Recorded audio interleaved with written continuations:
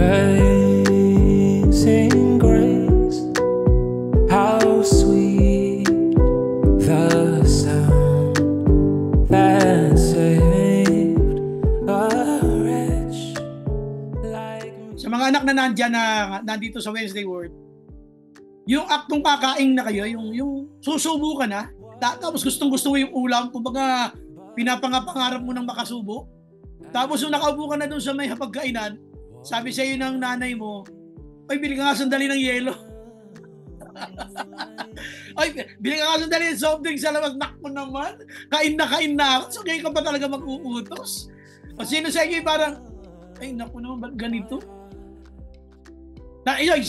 Sino sa inyo nasubukan ng gano'n? Yung kakain na nga eh. Yung ulam humba. Alam niyo humba? Yung adobong baboy na pagkasarap-sarap na merong mga taba-tabang gilid masarap. Niluluto pa lang nangangamoy na. Naku naman, pinapangarap mo tapos na yung pagluluto. Tapos mo kailang kakain ka na, susubo ka na eh. Sabi, bili ka muna ka ng yelo. Sa lahat, wag mo uutusan pag ganyan. Ay, alam, wala kang magagawa. Nanay yung tatay yun, magagawa ka pa rin. Bibili ka yelo, hindi ka kakain. Yung lang ang usapan na, bibili ka yelo, hindi ka kakain. Hindi bibili yelo, pero masama loob mo kasi nga, kakain na ako eh. Ito ay nangyari, paglabas mo, nasa kalsada ka, papunta ka dun sa tindahan, may nasa lubong ka sasakyan. Yung sasakyan na yun, may nailawan sa dadaanan mo, isang malapad na 1,000. Nakalatag dun sa daan, nailawan ng sasakyan.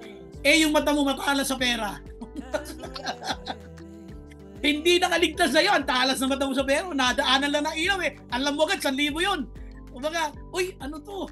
Pagkita mo, 1,000. Wow, 1,000 to. O ngayon, malungkot ka pa ba? Di ka ay inutusan bumili ng yelo? Siyempre, hindi ay buti na lang. Inutusan ako bumili ng yelo. Alam nyo, kaya ako sinasabi ang ganyan simpleng kwento. Kung minsan na salita ng Diyos, ang akala natin ay nagdudulot ng kalungkutan sa buhay.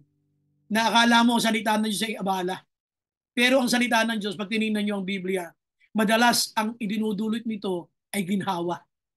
Hindi ito abala, kundi ginhawa ang dala ng salita ng Diyos. So ngayon na pag-uusapan natin ay why the Word of God will not make you feel sad. Bakit ang salita ng Diyos ay hindi ka dapat mabigyan ng kalungkutan. Yung iba kasi kaya nalulungkot kasi nga may mga paglaban tayo sa Biblia na sumasalungat sa mga kagustuhan natin, pero madalas ang Biblia ay nagtuturo, nag-uutos ng mas magandang buhay. Yun ang kanyang resulta sa atin. Ngayon kung meron kayong Biblia, samahan niyo ako sa Luke chapter 5. Luke chapter 5, 1 to 9. Ito sabi ng Bible. One day, as Jesus was standing by sa Lake of Gennesaret, that is the Sea of Galilee, the people were crowding around him and listening to the Word of God. Kita nyo? Pinagkakalipunan siya, at sabi dito ng Bible, sila ay nakikinig ng salita ng Diyos. Wow! Meron din silang Wednesday Word dito. Ang kagandaan dito, mga nakatayo sila. Samantalang kayo nakaupo, may electric fan pa, iba naka-aircon pa. Ngayon, sabi ng Bible, he saw at the water's edge 2 boats. Sa gilid ng dalampasigan, may nakita siyang 2 bangka. Sabi dito ng Bible, may 2 bangka nakita si Jesus na ang nagmamay-ari, si Simon Peter. He got into one of the boats, the one belonging to Simon, and asked him to put out a little from shore. Baka pwedeng ilayo-ilayo mo ito sa dalampasigan. Sabi ni Jesus kasi maupo siya doon, samantalang yung mga tao nasa dalampasigan at pagkatapos magtuturo siya. Nakaupo siya sa bangka, nakapaharap sa dalampasigan, yung mga tao naman nakaharap mula sa dalampasigan. He sat down and taught the people from the boat. Verse 4, when he had finished speaking, he said to Simon, put out into deep water and let down the nets for catch. Sabi niya, ilagay mo uli ang mga nets, ang mga lambat. Tandaan niyo, plural. Hindi lang lambat, mga lambat. Let down the nets for a catch. Simon answered, Master, we've worked hard all night and haven't caught anything. But because you say so, I will let down the nets. When they had done so, they caught such a large number of fish that their nets began to break. So they signaled their partners in the other boat to come and help them. And they came and filled both boats so full that they began to sink. So nakahuli sila ng isda na halos ang kanilang dalawang bangka ay lumubog sa dami ng mga isda.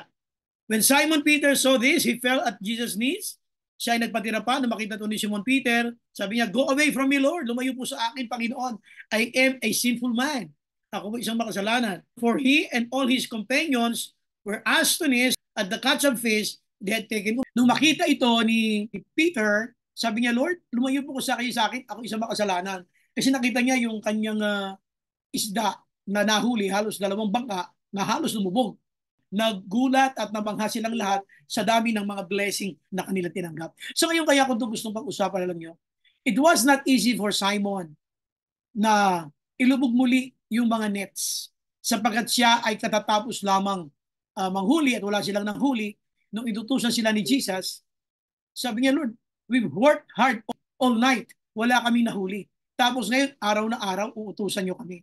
So dito, makita nyo, yung word of God, nung makarating sa kanya, nakaramdam siya ng kalungkutan. Ano ba naman? Hinuhugasan ko na itong mga lambat, tsaka ka ba mag-uutos? Sometimes we feel that way kasi hindi natin alam ang dulo nung sinasabi ng salita ng Diyos na yan kung atin susundin. Tandaan nyo lang, nung sinabi ni Lord na ihulog muli ang mga lambat, hindi natuwa si Peter. Nalungkot siya. Bakit siya nalungkot? We worked hard all night. Wala kami nahuli. Ngayon, araw na araw, utusan mo ko na ilubog ko ito. So, yun ang minsan ang salita ng Diyos, ang dating sa atin, nagbibigay ng kalungkutan. Pero nakita nyo naman, ang dulo, pinagpala sila nung sumunod sila sa salita ng Diyos.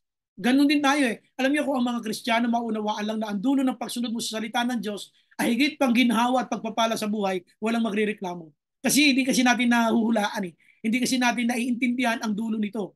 Pero karamihan ng sumunod sa Biblia ay pinagpala ng Diyos. Lahat ng sumunod sa utos ng Panginoon, nagkaroon ng maginhawang buhay at pinagpala ng Panginoon. So why the word of God should not make you sad? Why? Because Peter was sad.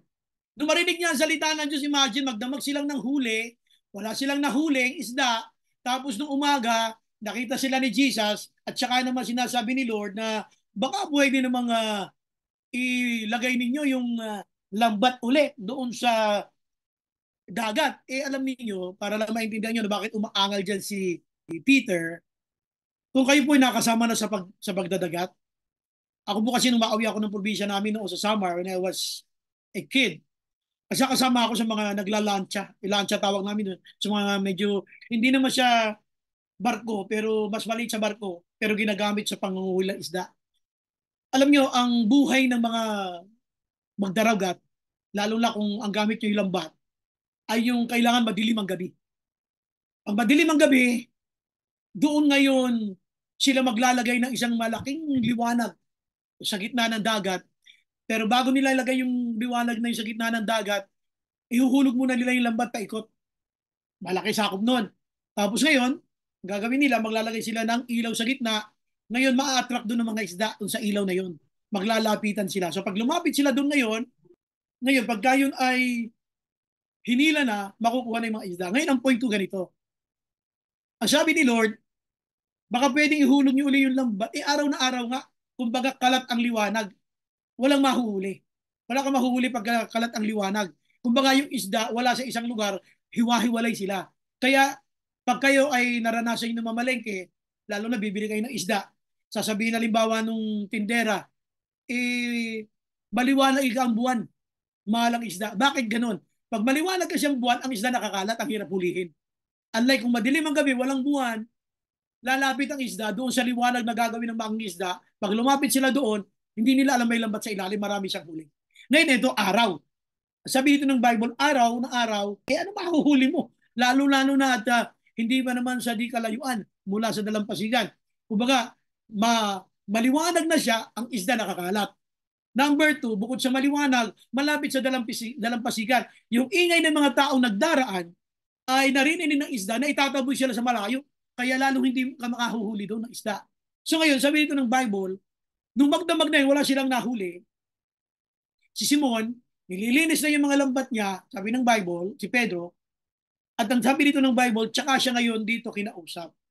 Alam nyo, the reason why the Word of God will make you feel sad kapag ikaw ay nandun sa tinatawag ko recess time. Recess time. Baka time for recess eh. Break to break. Nasa pahinga ako eh. Naglilinis nga ako ng aking mga kalambatan.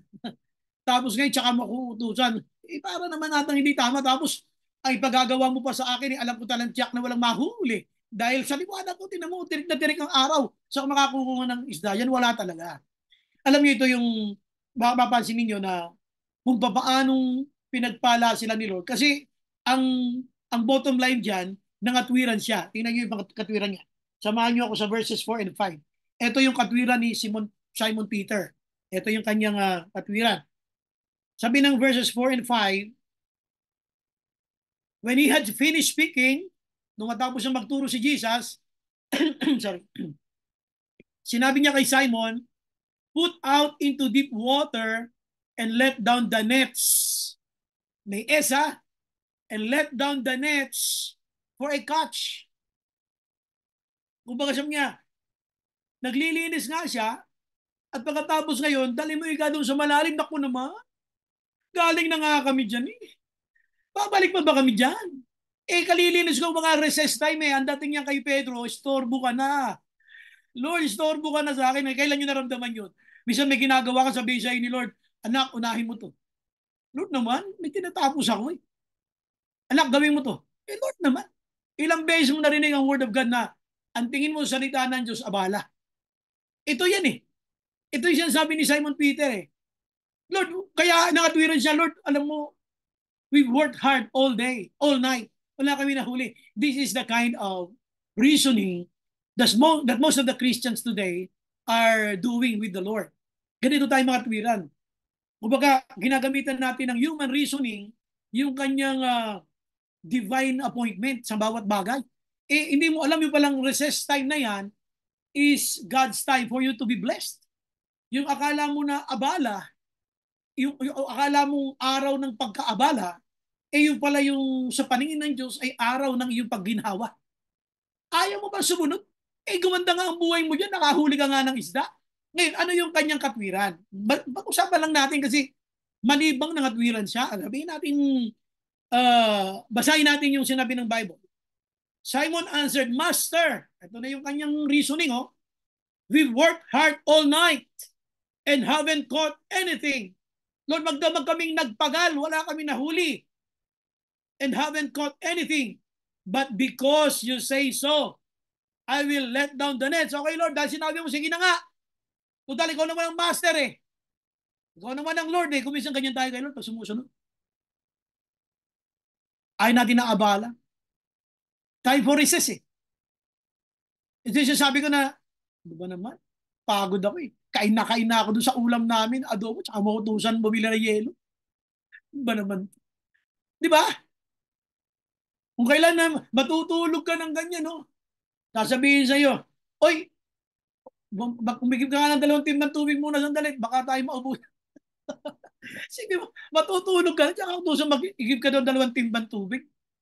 Ito yung sinasabing na kumisan nakala natin abala. Kailan kami siya nagreklamo sa utos ni Lord na bandang huli hihiyain ka ni Lord, nabuti na lang, sumunod daw kay Lord. Kailan nung naramdaman yung, alam mo walang-wala ka na, pero sabi Lord, bigyan mo yan sa akin sa offering.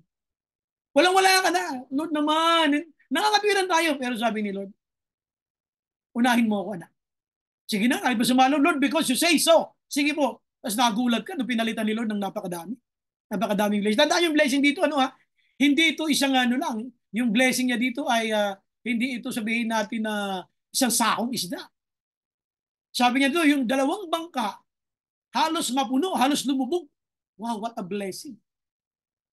Ang sinasabi ko, bakit nagiging sad tayo? Pagka nandun ka sa point ng ang tingin mo sa salita ng Diyos, inconvenient to obey. Yung hindi oras ng pagsunod ngayon, Lord, namamahinga ako. Lord, pagod ako eh. Lord, I'm exhausted. You can have your own reasoning eh. Lord, wag muna naman ngayon. Lord, wag ka sumabay, Lord. Grabe ha. Lord, alam mo ba, pinagdadaan ako, Lord, please na wag ka naman sumabay. Minsan nasasabi natin yan sa ibang kaibigan eh. Brad, alam mo, marami akong problema, wag ka sumabay ha. Sister, alam mo, marami akong problema, wag ka sumabay. O brother, marami akong pinagdadaan, wag ka sumabay ha. Minsan pati si Lord, nagaganon natin, Lord, wag naman ganyan. Wag ka naman sumabay, Lord. Time for recess kasi. We don't want to be in a situation na inconvenient sa atin. Inconvenient talaga yun eh. Kaya nga reasoning niya, Lord, magdamag po kami ng huli, wala kami nahuli. Ngayon gusto mo araw na araw, wala rin mahuhuli, Lord. Yun yung sinasabi, wala rin mahuhuli. Pero dahil sinabi mo, sige na nga, ano yung sinabi mo? May word of God. Ang word of God, let down the nets. Yun ang word of God. Yun ang salita ng Diyos. Ang salita niya, ihulog niyo uli ang mga lambat doon sa gawi-gawing malalim. Kaya ito nagbibigay ng sadness sa atin kasi we are in a time of recess. Naka-break si Simon eh, naglilinis na nga lang ng mga bangka eh. Gusto niya nang kumain, tinatapos na yung paglilinis ng lambat. Sorry, ng lambat, hindi bangka ng lambat. Alam niyo ba, ganito kasi yan. Ano ba yung nililinis ni Simon? O kayo po ay nakasama lang sa isang mangingisda. Ang ginagawa niya dyan, na sinasabing nililinis, tinatanggal po yung mga basu-basurang nakasabit doon. Tapos isinasampay po yan. Kasi sinasampay pa po nila yan sa isang sampayan. Tapos yung iba dyan, ito po ay hinuhugasan pa ng tubig tabang. Kasi nga galing siya sa tubig alat para hindi maging marupok yung lambat. Hinugasan pa nila yan. Lalo-lalo pagka nakakita kayo ng mga isda na grabe mag-alaga ng lambat nila. Talaga namang sobrang pagod. So ngayon tinan mo, kung gano'n ang ginawa ni Simon, tapos sasabihin ni Lord, balik mo yan doon. Lubog mo uli. O isipin mo nga, paano ka naman hindi makakaramdam doon ng parang inconvenient na yan? When there is a time for recess for us, yung parang gusto mo nang magpahinga, kumisan sa iyo yung salita ng Diyos ay abala. Imbis na, kasi pag binasa mo ngayon, kita mo na yung dulo eh. Buti na lang sumunod si Simon Peter kasi pinagpala siya. Kung lahat ng utos ng Diyos, kita mo yung dulo na pagpapala ang kapalit, hindi ka naman magre-reklamo eh. Kaya tayo nagre-reklamo kasi hindi mo agad kita yung dulo. Dito kasi there was an immediate result of that obedience. Kuminsan kasi ang kinukwenta mo, tagal mo nang naglilingkod sa Panginoon, parang wala namang pagbabago. Kuminsan nakala mo pag inutusan ka ni Lord, wala pa ring bunga o magandang resulta. Kasi nga, ayaw mo ng inconvenience sa buhay. Ito yan. So, when there is a time for recess, break time, utusan mo ako, man, break ko nga eh, huwag naman ganyan. Pero ganun si Lord eh. Sometimes the commandments of the Lord come to us at the most unexpected moment ng ating buhay. So, ito yan. Pero alam naman natin na naging resulta. Kaya mahirap para kay Simon na sumunod kasi nga recess time. O number 2, pag-usapan natin dito yung verse 5. Verse 5. Ano sabi ng verse 5? Sabi natin ng Bible dito, tandaan nyo ha, sorry. Itong si Peter, naglilinis na ng kanyang lambat. Sabi ng verse 5, Simon answered, Master, we've worked hard all night. Magdamag po kami, Panginoon, ng huli ng isda. Pero wala kaming nahuli, nagpagal lang kami. And haven't caught anything. Sipin yun, haven't caught anything. But because you say so, okay lang. Dahil sinabi mo, dahil may utos ka, dahil may word of God. Sabi niya rito, I will let down the nets. May SU na plural. Kumbaga hindi lang isang lambat ang ihuhulog niya. Lahat. Paano kung wala na namang mahuli? Linis na naman siya. Pagod na naman siya. Ito yung sinasabi ko number 2. Yung what makes you feel sad when you hear the word of God, yung utos ng Panginoon, hindi lang yung time for recess. Hindi mo alam na ang word of God, pag inutos sa iyo, minsan at the most unexpected time, ito yung time for access. Ano yung time for access? O na, time for recess. Ito, time for access. Hindi mo alam na ang utos ng Diyos ay dadaling ka pala kung saan nandoon ang kanyang pagpapala. Pero tayo ayaw natin sumunod. Tingnan nyo sila ha. Nung sila lang, walang nahuli magdamag. Ngayon, eto may utos. Gawi-gawi niyo doon sa may bandang malalim-lalim. Sabi niya. At ginawi-gawi nga niya doon. At ang sabi ng Bible, sila nga ay nakahuli. At yung nahuli nila ay halos 2 bangkang isda na halos malumubog yung kanilang mga bangka. Anong punto ko rito? Ang Word of God will give you access to God's blessings. Ang Word of God will give you access to the blessings of God. Kuminsan lang kasi ayaw nating sumunod agad kasi akala natin ay si Lord ay abala at ang kanyang utos na dapat magbibigay sa iyo ng ginhawa para ang dulot sa iyo ay para kapang mas nahihirapan pa.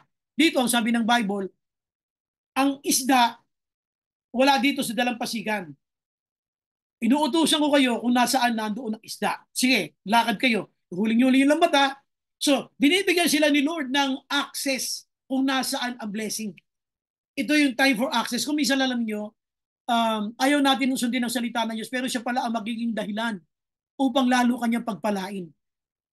Ang sabi dito ng Bible, daling mo doon sa malalim-lalim. At ang isang, alam niyo, isang maganda rito sa ginawa naman ni Peter, kaya na ang malubog lang ay isang net. Kasi kung isang lambat lang, baka hindi maraming blessing ang makuha nila. So sinunod niya yung utos ni Lord, let down all the nets. Plural. Kaya siya naman, because you say so, I will let down the nets. So yung utos na nets, yun din ang kanyang ginawa. Hinulog niya rin yung nets. Kaya madami pa rin siyang naging pagpapala.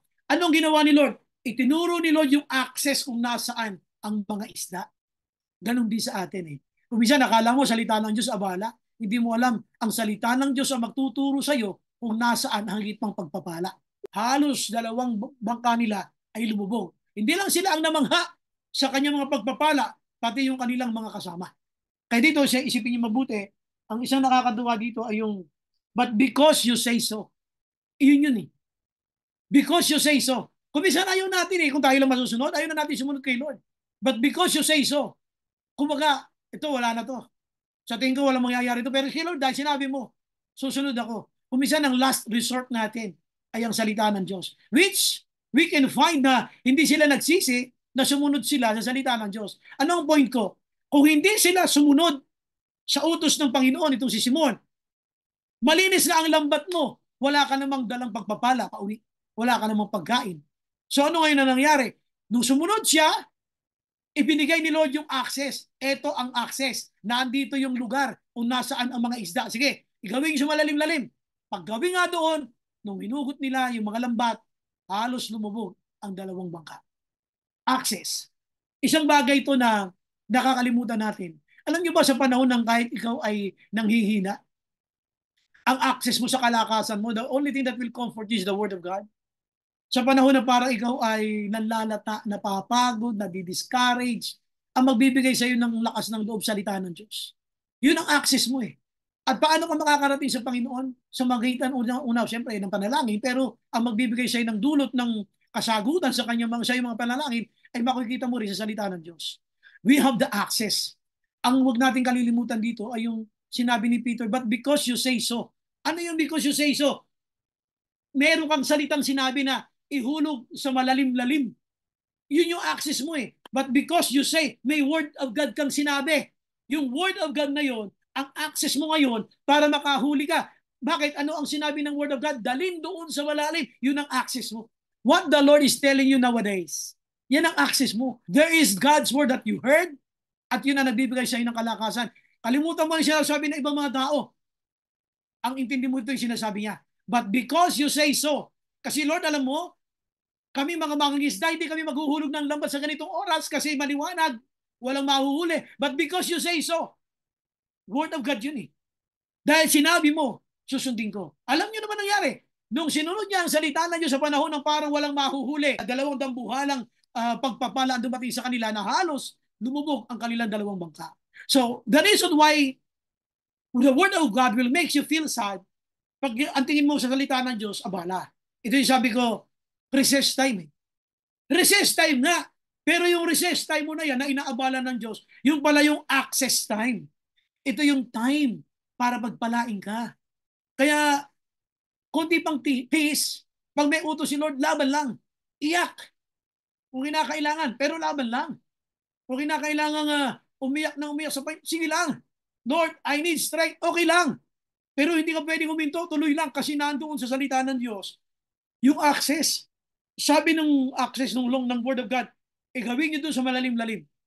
Yung Word of God na yun, ang nagdala sa kanila, nagkaroon sila ng access doon sa blessing. Kaya nung nilagay nilang lambat, doon sa salita ng Diyos na dali sa malalim-lalim, nakahuli sila ng mga isda. At yung isda na yun ay halos 2 bangka na halos magkansisira o malubog yung kanilang bangka. So ito siya sabi ko. Ang salita ng Diyos pag dumating sa ating, minsan dumarating siya at the most unexpected time. Time na you're not ready for it. Pero Pag sinunod mo, ang kapalit naman nun ay kamanghamanghang pagkilos siya. Wala kami nahuli. We haven't caught anything. See, ngayon mo pahuhulog, ikaw kailan kalilinis ko lang. Yun sabi ko kanina na napakahirap kasi recess naka-break eh. Pag gusto mo nang mag-break, wala ka lang gusto mo, kundi kumain, matulog, magpahinga na, dadating ang utos ng Diyos, ang hirap sumunod. Pero pag sumunod ka naman, yung palang moment na yun, yung time for access for the blessing. Kaya huwag kang aangal. Pag may inconvenience sa'yo, pero ito pala yung time for access sa blessing ni Lord, go! Bangon! Bangon yung palim mo sa liwig, bangon. Kailangan mong gisingin sarili mo.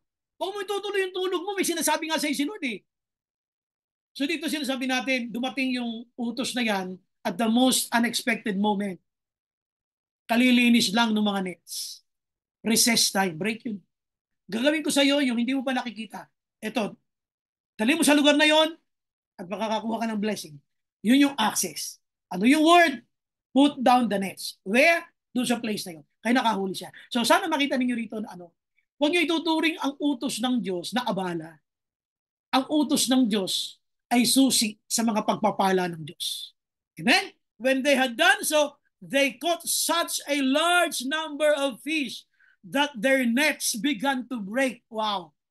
Grabe yung nahuli nilang isda na halos ang kanilang mga nets, mga lambat, ay halos magkansisira. Ngayon, 7. Ngayon, yung blessing mo, hindi mo na ngayon kaya. Buhatin mag-isa. So ngayon, nagtawag ka na ng bubuhat ng blessing. So they signaled their partners in the other boat to come and help them. And they came and filled both boats so full that they began to sink. Dalawa to ha. They began, baga, yung kanilang nets, they began to break sa dami ng blessing.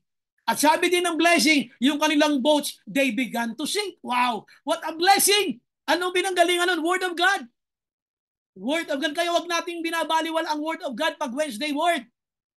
Be sure you're present pag Wednesday. Huwag mo binabaliwala ang Wednesday Word kasi napaka-importante ito. Susi ito ng mga pagpapalang Diyos sa bawat buhay natin. So ano nangyari ngayon dito? Sabi rito ng Bible, sinenyasan nila yung kanyang mga kasama sapagkat halos lumubog na yung kanilang bangka sa dami ng mga nahuling isda at yung kanilang mga lambat halos magkasisira naman. When Simon Peter saw this, he fell at Jesus' knees and said, "Go away from me, Lord. I am a sinful man." Ang sinasabi niya, Lord, sorry po, nagduda ako sa iyo. Lord, sorry po. Sa totoo lang, Lord, hindi ako naniniwala pero ginawa ko lang kasi sinabi mo eh. Alam niyo, the word of God will never fail you. Hindi ka bibugiuin ng salita ng Diyos. Kahit kailan, walang binigo ang Diyos sa kanyang mga anak. Kaya lang natin tinatawag na kabiguan kasi hindi sang-ayon sa ating mga inaasahan. Pero ang Diyos, kailanman, hindi nabigo na hayaang mangyari ang mga makabubuti para sa kanyang mga anak. Kung ang Diyos meron mang tatanggihan, iyon ay dahil sa ating kabutihan. Ngayon, sabi nito ng Bible, verse 9, bakit niya sinabi ng Lord na, Lord, patawarin mo ako, nagduda ako sa iyo. For he and all his companions were astonished, namangha sila at the catch of fish they had taken. Pero tandaan ninyo ha, may expectation si Peter. Because you say so, ihuhulog ang lambat.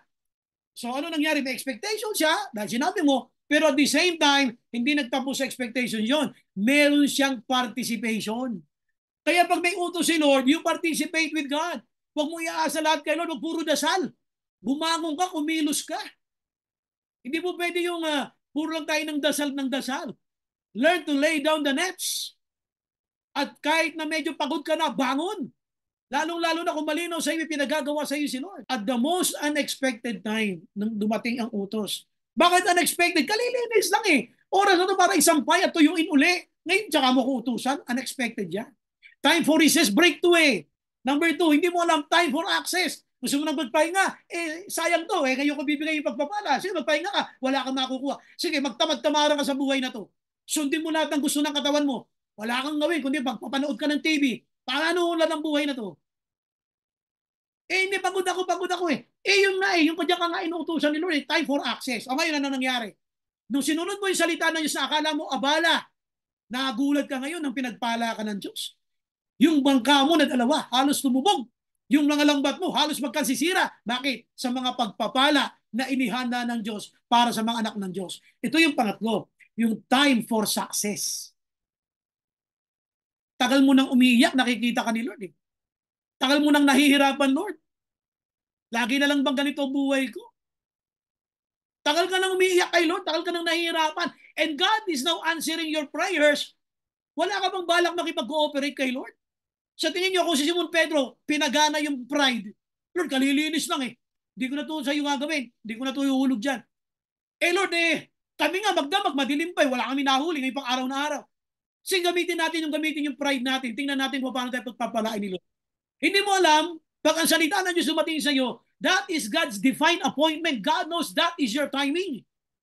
Gulat na gulat sila. Sipin mo, yung blessing, dalawang bangka na halos lumubog at ang mga lambat halos magkansisira.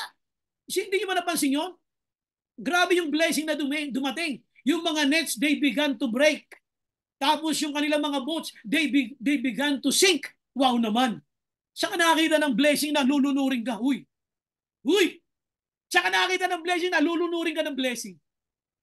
Parang dito lang yun. Hallelujah. Sana maging handa tayo pagka dumating na sa ating blessing na yan. Hallelujah. God really cares for us. Alam niya yung mga gabi lumuluha. Alam niya yung mga gabi umiiyak ka dahil hirap na hirap yung kalooban mo sa mga kung katulad ni Pedro, sinanay na niyang uuwi siya ng walang dala. Parang nasanay na tayo na ang buhay natin walang-wala. Gigising ka ng wala. Babangon ka ng wala. Uubusin mo yung maghapon ng wala. Alam mo, anak ka ng Diyos eh. Kung maniniwala lang tayo sa salita ng Diyos, pangungunahan ka ng salita ng Diyos ng buhay, ng tunay na buhay ng mga anak ng Diyos. Masalamat tayo, alam nyo rito kung ano maganda rito. Hindi pinanindigan ni Pedro yung pride niya na, Lord naman, kalilinis lang namin to eh. Lord naman, wala kami nahuli magdamag ngayon pang araw na araw. Nakakatuwa. Nung sumunod siya, kasama yung iba, pinagpala sila eh. Time for success. Maybe it's your time. Hey, ngayong gabi maybe this is your time. Baka ito na yung oras mo. Baka ito na yung sinasabi sa iyo ni Lord. Kaya don't feel inconvenient pagkang utos ng Diyos ay parang ang hirap paniwalaan. Sometimes, God moves in mysterious ways. Kung minsan, paano nangyari araw na araw? Yun nga eh. Tandaan ninyo, ang Diyos natin, hindi lang Diyos ng sanlibutan. Siya rin ay Diyos ng karagatan. Kaya nung hinulog ni Pedro yung mga lambat, ang sabi niya sa mga isda, parang Mike Enriquez, mga isda, pasok! Pambihira. Parang Mike Enriquez yun, mga isda, pasok! O, hindi nagulat pa kayo. Nagulat pa tayo. God can command the blessings to enter your house. Ang Diyos kayang utusan ng mga pagpapala na pumasok sa tahanan natin. Siya ang nagmamay-ari sa buhay natin. Siya rin ang nagmamay-ari sa mga kabuhayan natin. Kaya sana pag ang salita ng Diyos may utos, huwag mong pag-alinlanganan. Kahit mukhang hindi mo maintindihan, sumunod ka lang. Katulad ni Pedro, Lord, hindi ko maintindihan ito eh. But because you say so, I will let down the nets. Hallelujah. Not because we don't understand, we will disobey. Sana makita ng Panginoon na kahit hindi natin maintindihan, ang pananampalataya mo ay nasa Kanyang salita, susunod pa rin tayo. Ito ang conclusion. God will meet you where you are. Alam niyo si Lord, kakatagpuin ka niya kahit nasaan ka man. Nasa gitna ka man ng karagatan, nasa gitna ka ng pagtulog, katulad ni Pedro, nasa gilid ka man ng dalampasigan, sa point na walang-wala kang huli. Ready ka na umuwi na walang dalang pagpapala. Sabi ni Lord, anak, hindi pwede. Ayaw umuwi ka na wala kang dalang pagpapala. God will meet you where you are in order to take you where He wants you to go. Kumbaga si Lord, pinakatagpo ka niya kung nasaan ka mang lugar ngayon upang dalahin ka niya, upang unahan ka niya doon sa lugar na nais niya para sa iyo. Kasi kung saan ka man dadalhin ng Diyos, nandoon ang pagpapala ng Diyos. Kaya wag mong aatrasan, wag mong aayawan ang mga salita ng Diyos, lalong-lalo na kung mga utos niya ay parang hindi mo naiintindihan. Amen? Not because you don't understand doesn't mean that God doesn't care about you. Not because you don't understand doesn't mean na you have to disobey. So dito sabi ng Bible, God will meet you where you are in order to take you where He wants you to go. Para daling ka niya kung saan ka nais dalahin ng ating Panginoon. Amen? Okay, so yan ang mensahe ng ating Panginoon. Welcome How sa Libre. precious did that